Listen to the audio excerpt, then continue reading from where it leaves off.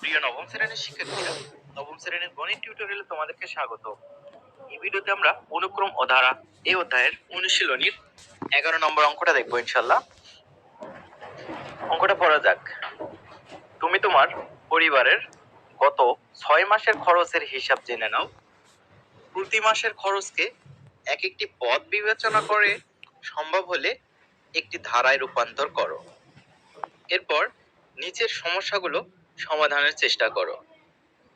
তো শিক্ষার্থীরা, ক নম্বর বলা আছে ধারাটি তৈরি করা সম্ভব হয়েছে কি হলে কোন ধরনের ধারা পেয়েছো ব্যাখ্যা করো।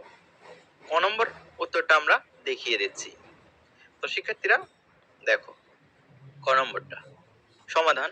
গত 6 মাসে আমার পরিবারের খরচ নিম্নরূপ। এখানে মাস দেওয়া আছে প্রথম সারিতে, দ্বিতীয় সারিতে দেওয়া আছে হচ্ছে খরচ টাকায়। তো প্রথম মাসে আমার পরিবারের খরচ 7,000 টাকা লেখা হয়েছে। দ্বিতীয় মাসে আমার পরিবারের খরচ 7,300। তৃতীয় মাসে আমার পরিবারের খরচ 7,600। চতুর্থ মাসে আমার পরিবারের খরচ 7,900। পঞ্চম মাসে আমার পরিবারের খরচ 8,200। ষষ্ঠ মাসে 8,500। তো আমরা 6 মাসের খরচের ধারাটা এভাবে লিখেছি 7,000 যোগ 7,300 যোগ 7,600 যোগ 7,900 যোগ 8,200 যোগ 8,500। তো শিক্ষার্থীরা, আমরা পরবর্তীতে লিখেছি ধারা তৈরি সম্ভব হয়েছে। এটি সমান্তর ধারা, কারণ পরপর দুটি পদের পার্থক্য একই। তো শিক্ষার্থীরা, তোমরা যদি দ্বিতীয় পদ থেকে প্রথম পদ বিয়োগ করো, অর্থাৎ 7,300 থেকে 7,000 বিয়োগ করো, তাহলে পাবা 300। আবার তৃতীয় পদ থেকে দ্বিতীয় পদ যদি বিয়োগ করো, 7,600 থেকে 7,300 বিয়োগ করো, তারপরে পাবা হচ্ছে 300। তো পরপর এই সাধারণ অন্তরগুলো সমান। তো এক্ষেত্রে আমরা বলতেই পারি এটি সমান্তর ধারা, অর্থাৎ যে কোনো পদের সাথে সাধারণ অন্তর 300 যোগ করলে তার পরের পদ পাওয়া যাচ্ছে। তো শিক্ষার্থীরা, আমরা যদি এই 7,900 সাথে সাধারণ অন্তর 300 যোগ করি, তাহলে কিন্তু তার পরের মাসের 8,200 টাকা পেয়ে যাচ্ছি। ক নম্বর প্রশ্নটির উত্তর এই ছিল। খ নম্বরটা দেখব। খ নম্বরটা বলছে ধারার সমষ্টিকে একটি সমীকরণের মাধ্যমে প্রকাশ করো। তো শিক্ষার্থীরা, আমরা যে ধারাটি তৈরি করলাম সেই ধারার প্রথম পদ ছিল এবং সাধারণ অন্তর ডি ছিল। সেটি দিয়ে সমষ্টির সূত্রতে একটি সমীকরণ প্রতিষ্ঠা করব। খ নম্বর উত্তরটা দেখে দেওয়া যাক। এখানে দেখো, ধারাটির প্রথম পদ এ সমান 7,000, সাধারণ অন্তর ডি সমান, আমরা কিভাবে বের করব? দ্বিতীয় পদ থেকে প্রথম পদ বিয়োগ করেছি, তো 300 পেয়েছি। সমান্তর ধারার প্রথম n পদের সমষ্টি আমরা জানি Sn equal n/2 into 2a plus n-1 into d। তো এই সূত্রের মধ্যে আমরা a এবং d এর মান বসাবো। n/2 যা আছে তাই, 2 into a এর মান 7,000 প্লাস n-1 into d এর মান 300। তো দ্বিতীয় লাইন শেষ। এখন আমরা তৃতীয় লাইন দেখবো। n/2 যা আছে তাই, এখানে 2 এর সাথে যদি 7,000 গুণ করা যায় তাহলে পাবো 14,000। তারপর 300 এর সাথে আমরা দেখো এই n গুণ করব, পাবো 300n। তারপর এই যে প্লাস আর মাইনাস গুণ করলে প্লাস মাইনাস মাইনাস। তারপর 300 এর সাথে যদি আমরা এই 1 এর গুণ করি, 300 কে 300। এই হচ্ছে আমাদের তৃতীয় লাইন। তো শিক্ষার্থীরা, এখন আমরা চতুর্থ লাইন দেখব। এখানে n/2 যা আছে তাই, এখানে দেখো 14,000 থেকে আমরা এই 300 বিয়োগ করতে পারি। 14,000 থেকে 300 বিয়োগ করলে হবে 13,700। তারপর যোগ দেওয়া হয়েছে এই 300n যা আছে তাই লেখা হয়েছে। তো শিক্ষার্থীরা, আশা করি তোমরা বুঝতে পারতেছো। এখন আমরা n/2 লিখেছি।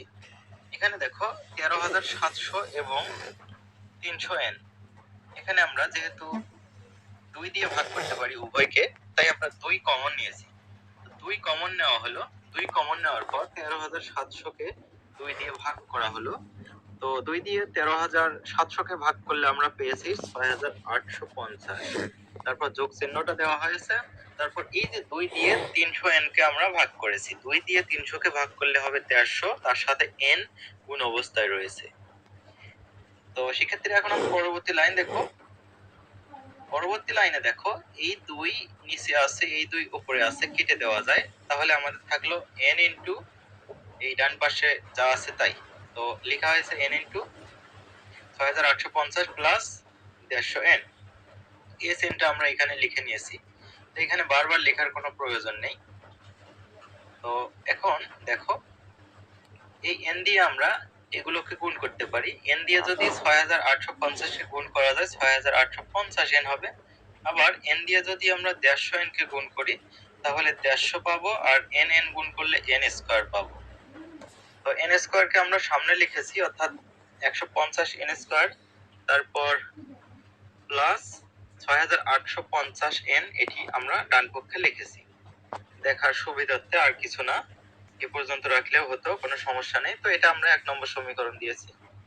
তো এ পর্যন্ত রাখলেই হয়ে যাবে। এখন আমরা গ নম্বরটা দেখব। গ নম্বরটা বলা আছে, পরবর্তী 6 মাসে সম্ভাব্য মোট খরচ কত হতে পারে তা নির্ণয় করো।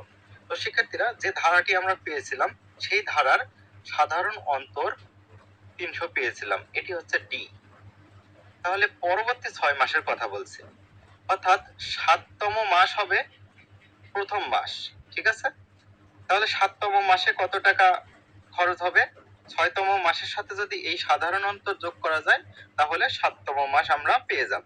7তম মাসকে আমরা প্রথম মাস ধরবো, ঠিক আছে? প্রথম মাস ধরেই কাজটা করব। তো এটির উত্তর দেখিয়ে দেই। তো দেখো, আমরা লিখেছি উপরোক্ত তথ্য হতে পরবর্তী প্রথম মাসের খরচ, অর্থাৎ 7তম মাসকে আমরা প্রথম মাস ধরেছি। পরবর্তী প্রথম মাসের খরচ এ, অর্থাৎ প্রথম পদ ধরেছি। পরবর্তী প্রথম মাসের খরচ আমরা বের করেছি 6ষ্ঠ মাসের সাথে সাধারণ অন্তর টি এর মানটা যোগ করি। তো 8,500 সাথে 300 যোগ করলে হবে 8,800। তো সাধারণ অন্তর আমরা জানি ডি সমান 300, সেটি লেখা হয়েছে। n এর মান 6, যেহেতু বলছে পরবর্তী 6 মাসে সম্ভাব্য মোট খরচ। তাহলে পরবর্তী 6 মাসের খরচ আমরা এই তো সমান্তর ধারার সমষ্টির সূত্র ইউজ করেই করতে পারি। তো n/2 into 2a plus n-1 into d। তো n এর মান আমরা দ্বিতীয় লাইনে এখানে 6 বসিয়ে নিয়েছি, 6/2, তারপর 2 ইনটু a এর মান হচ্ছে 8,800, তারপর প্লাস n এর মান এখানে বসানো হয়েছে 6 - 1 ইনটু d এর মান হচ্ছে 300। তো তারপর দেখো, এই 2 দিয়ে আমরা 6 কে ভাগ করতে পারি, 3 হবে। তো সেই 3 আমরা এখানে লিখেছি।